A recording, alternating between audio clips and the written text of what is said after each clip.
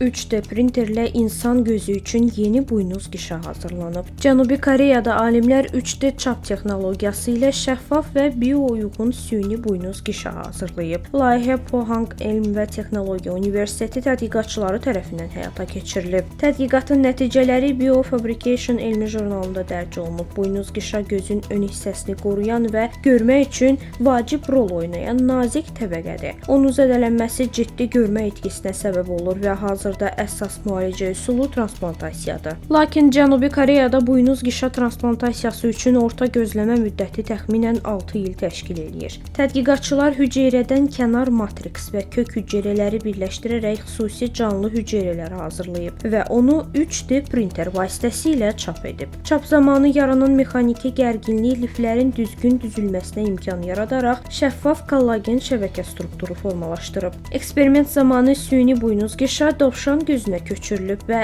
4 həftə ərzində insan buynuz qişasına bənzər şəffaflıq əldə edib. Alimlərin sözlərinə görə bu texnologiya gələcəkdə kornea transplantasiyası gözləyən milyonlarla insana ümid verə bilər.